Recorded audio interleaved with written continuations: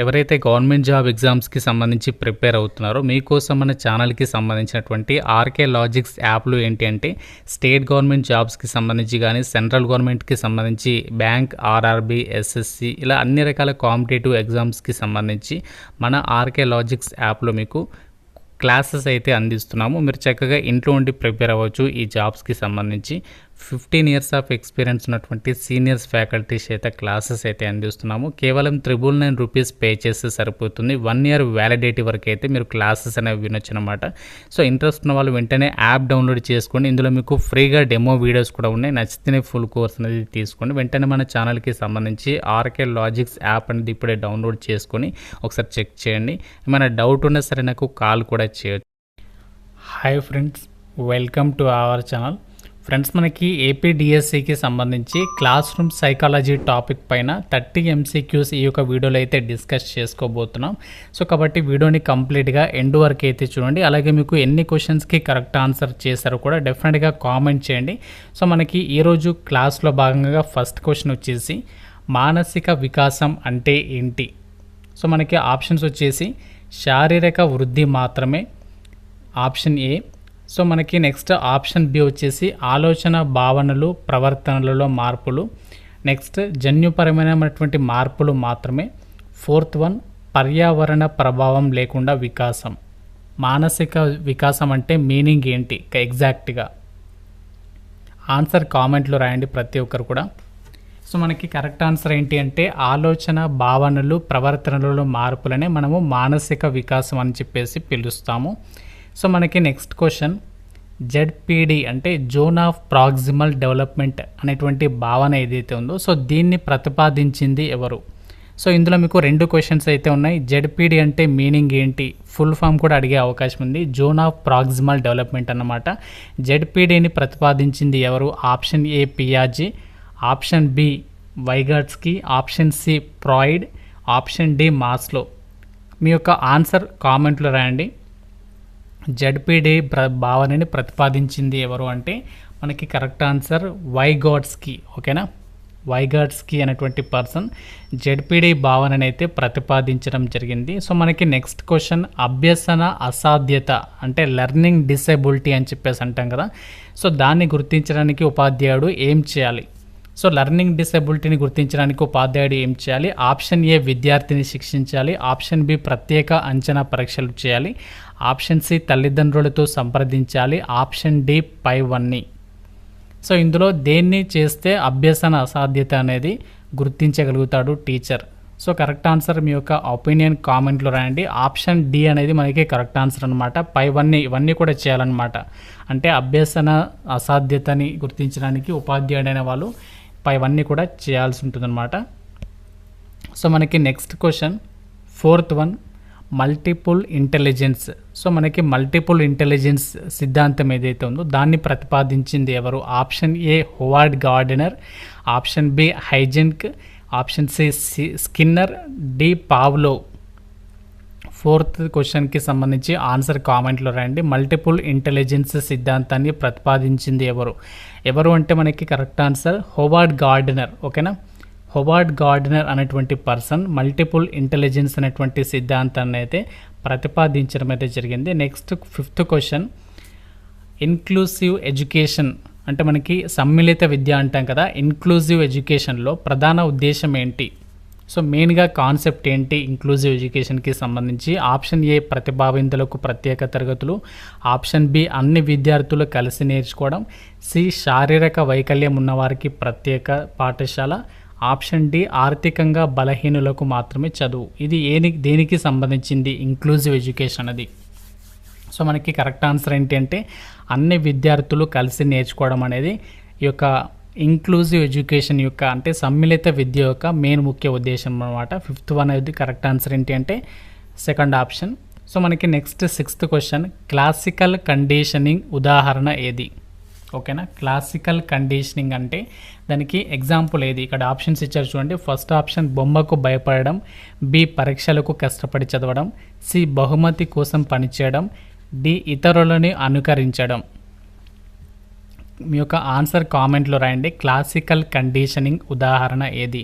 So మనకి correct answer ఏంటి అంటే బొమ్మకి భయపడడం. సో బొమ్మకి భయపడడం అనేటువంటి ఏదైతే కాన్సెప్ట్ ఉందో సో దాన్ని మనము క్లాసికల్ కండిషనింగ్ అయితే గుర్తిస్తాము. సో మనకి నెక్స్ట్ 7th క్వశ్చన్, మోటివేషన్ని ప్రభావితం చేసే అంశం కానిది ఏది? ఓకేనా, ఇక్కడ కానిది ఏది అనేది గమనించాలి అందరూ కూడా. మోటివేషన్ని ప్రభావితం చేసే అంశం కానిది ఏది? ఆప్షన్ ఏ ఆసక్తి, ఆప్షన్ బి భయం, ఆప్షన్ సి అభిప్రాయాలు, ఆప్షన్ డి జన్యువులు.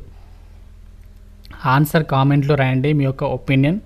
సో మనకి కరెక్ట్ ఆన్సర్ ఏంటి అంటే జన్యువులు. ఓకేనా, మోటివేషన్ని ప్రభావితం చేసే అంశాలేమో ఆసక్తి, భయము, అభిప్రాయాలు అయితే కానిదేది అంటే జన్యువులు అనమాట. సో మనకి నెక్స్ట్ 8th క్వశ్చన్లోకి అయితే వెళ్ళిపోదాం. సో ఇంకా వీడియోని లైక్ చేయకపోతే సో డెఫినెట్గా లైక్ చేయండి. మీ ఫ్రెండ్స్ ఎవరైతే డిఎస్సికి ప్రిపేర్ అవుతున్నారో వాళ్ళకు కూడా షేర్ చేసే ప్రయత్నం చేయండి. సో మనకి నెక్స్ట్ 8th క్వశ్చన్ ఏంటి అంటే క్రియేటివిటీ అభివృద్ధి చేయడానికి టీచర్ ఏం చేయాలి? ఓకేనా, సో క్రియేటివిటీని ఇంప్రూవ్ చేయడానికి టీచర్ ఏం చేయాలి? ఆప్షన్ ఏ కఠినమైన నియమాలు విధించాలి, ఆప్షన్ బి ప్రశ్నించే స్వభావాన్ని ప్రోత్సహించాలి, సి పాఠ్య పుస్తకాలకి మాత్రమే పరిమితం చేయాలి, డి పోటీలను మాత్రమే ప్రోత్సహించాలి. సో ఇందులో ఏది చేస్తే అది క్రియేటివిటీ అనేది ఇంప్రూవ్ అవుతుంది? సో ఆన్సర్ అనేది కామెంట్లో రాయండి.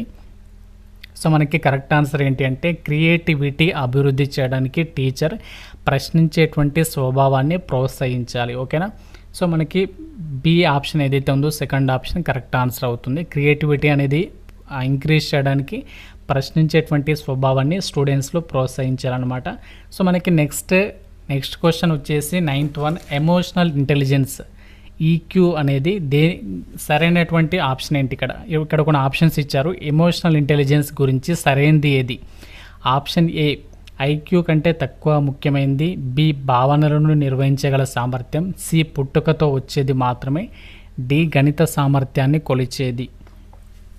ఆన్సర్ కామెంట్లో రాయండి. ఎమోషనల్ ఇంటెలిజెన్స్ గురించి సరైనది ఏది అంటే మనకి భావనలను నిర్వహించగల సామర్థ్యం అనేది దీనికి సంబంధించిందనమాట. మిగతావన్నీ కూడా దీనికి సంబంధించినవి కావు. ఓకేనా, ఎమోషనల్ ఇంటెలిజెన్స్ అనేది ఏంటి అంటే భావనలను నిర్వహించగల సామర్థ్యాన్ని తెలుపుతుంది. నెక్స్ట్ 10th క్వశ్చన్, ప్రత్యామ్నాయ అభ్యసన వ్యవస్థ అంటే ఆల్టర్నేటివ్ లెర్నింగ్ సిస్టమ్ అని ఇంగ్లీష్లో అంటాం. సో దీనిలో మన ఉద్దేశం ఏంటి? సో దీని యొక్క ఉద్దేశం ఏంటి? ఆప్షన్ ఏ ప్రతిభావంతులకు మాత్రమే చదువు, బి ఫార్మల్ ఎడ్యుకేషన్ లేని వారికి అవకాశాలు, ఇంటర్నెట్ ద్వారా మాత్రమే చదువు, విదేశీ విద్యార్థులకి మాత్రమే. ప్రత్యామ్నాయ అభ్యసన వ్యవస్థ ఆల్టర్నేటివ్ లెర్నింగ్ సిస్టంలో మెయిన్ ముఖ్య ఉద్దేశం ఏంటి అంటే సెకండ్ ఆప్షన్ ఫార్మల్ ఎడ్యుకేషన్ లేని వారికి అవకాశాలు. ఓకేనా, ఫార్మల్ ఎడ్యుకేషన్ ఎవరికైతే ఉండదో వాళ్ళకి ప్రత్యామ్నాయ అభ్యసన వ్యవస్థ ద్వారా వాళ్ళకి అవకాశాలు అయితే కల్పించడం అయితే జరుగుతుందన్నమాట. అలాగే మనకి నెక్స్ట్ క్వశ్చన్ వచ్చేసి ఈరోజు క్లాస్లో విద్యార్థుల అభ్యాస సామర్థ్యాన్ని పెంచే ముఖ్యమైనటువంటి మార్గం ఏంటి? ఓకేనా, విద్యార్థుల యొక్క అభ్యాసన సామర్థ్యాన్ని పెంచే ముఖ్యమైన మార్గం ఏంటి? ఫస్ట్ ఆప్షన్ శిక్ష ఇవ్వడము, నెక్స్ట్ ప్రోత్సాహం ఇవ్వడం, నెక్స్ట్ నిర్లక్ష్యం చేయడం, డి భయపెట్టడం. సో ఇందులో ఏది చేస్తే అభ్యాస సామర్థ్యం అనేది ఇంక్రీజ్ అవుతుంది స్టూడెంట్స్లో?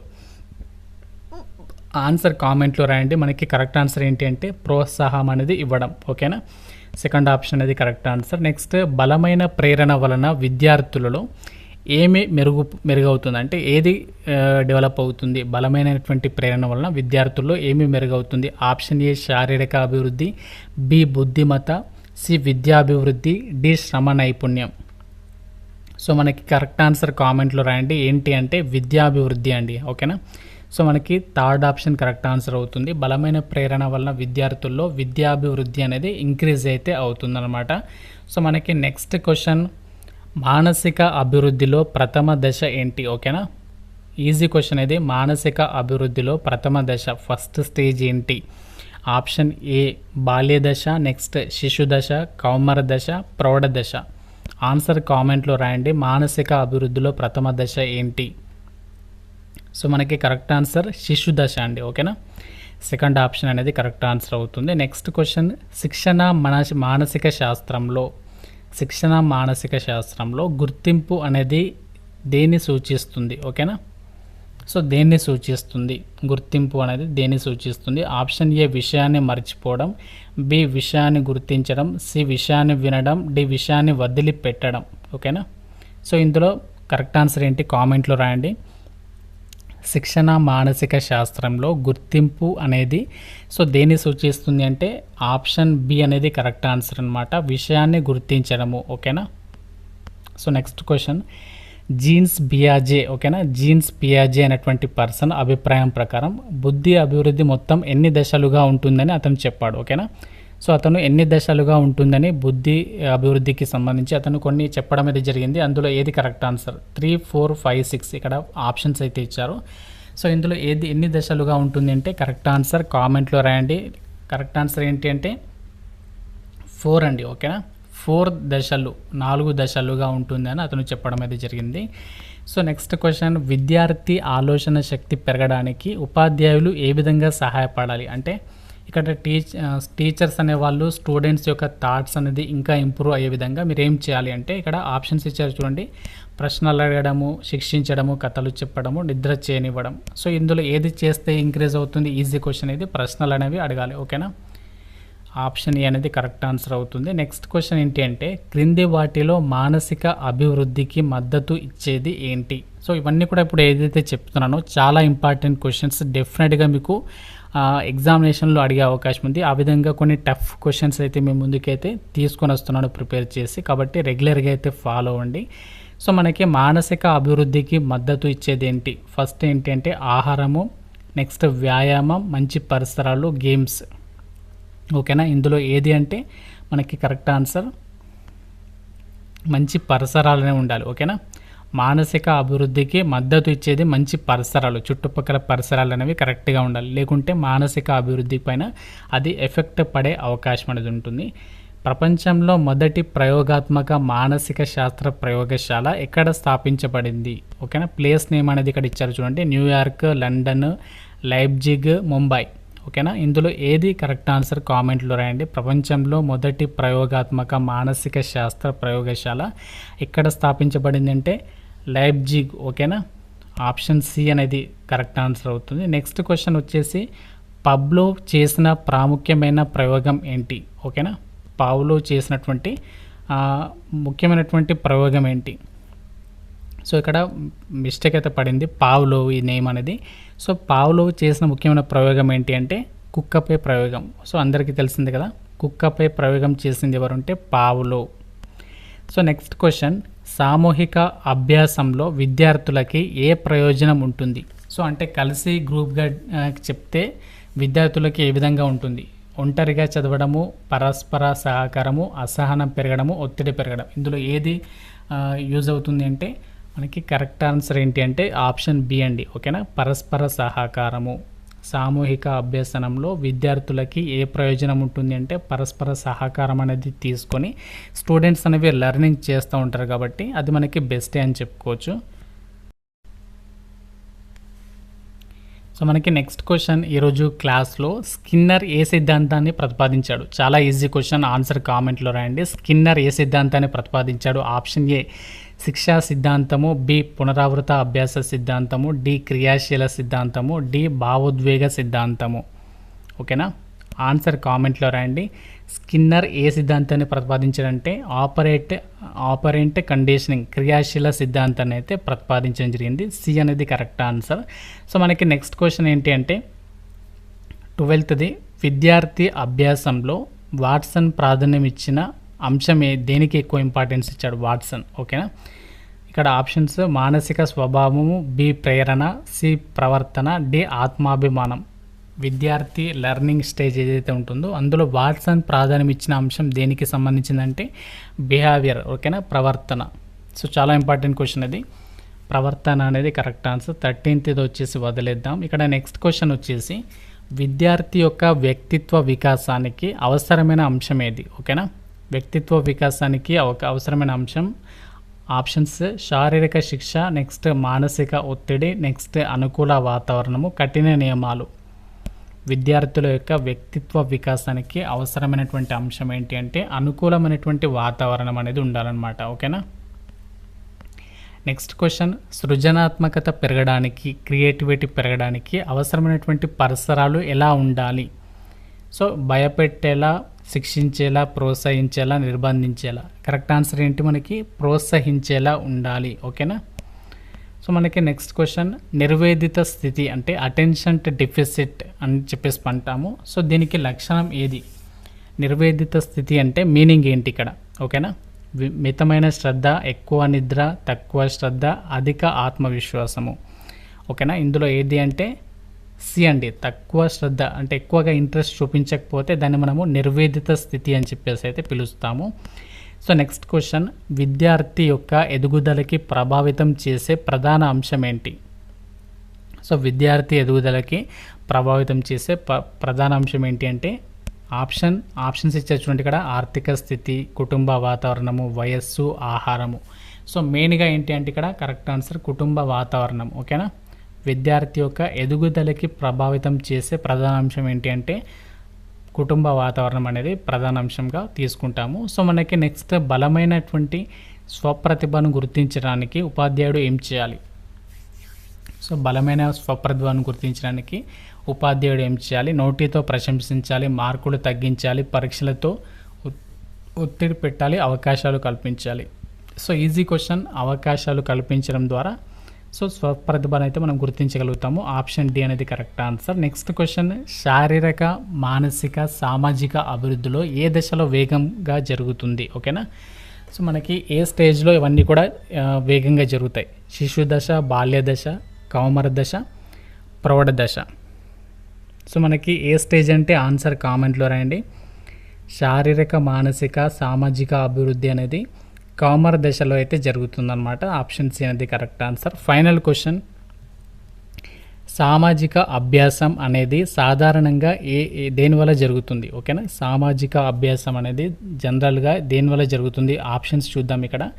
ఒంటరిగా చదవడము, ఇతరులతో పరస్పర చర్య, పుస్తకాలు చదవడము, ఆటలతో సమయం కోల్పోవడం. కరెక్ట్ ఆన్సర్ ఏంటి అంటే ఇతరులతో పరస్పర చర్య. ఓకేనా, సెకండ్ ఆప్షన్. సామాజిక అభ్యాసం అనేది సాధారణంగా దేనివల్ల జరుగుతుందంటే ఇతరులతోటి పరస్పర చర్య జరపడం వల్ల, అంటే పరస్పరం లెర్నింగ్ నేర్చుకోవడం ద్వారా ఏంటంటే సో మనకి సామాజిక అభ్యాసం అనేది జరుగుతుంది. సో ఇది మనకి ఈరోజు టాపిక్లో క్లాస్ రూమ్ సైకాలజీ టాపిక్స్ పైన ఈరోజు మీకు 30 బిట్స్ అనేవి కవర్ చేయడం అనేది జరిగింది. సో ఈ విధంగా మీకు రెగ్యులర్గా అన్ని టాపిక్స్ అనేవి ఇదే సెషన్లో, అంటే మీకు ఆఫ్టర్నూన్ ఈ యొక్క 3 PM అయితే వీడియో అయితే చేస్తాను రెగ్యులర్గా. కాబట్టి రెగ్యులర్గా అయితే ఏపీడిఎస్సికి ప్రిపేర్ అయ్యే వాళ్ళు రెగ్యులర్గా మన ఛానల్ అయితే ఫాలో అవ్వండి. ఏమైనా డౌట్ ఉన్నా సరే నాకు కామెంట్లో రాయండి. ప్రతి ఒక్కరు కూడా లైక్ చేసి ఒక వీడియోని మీ ఫ్రెండ్స్కి అయితే షేర్ చేయండి.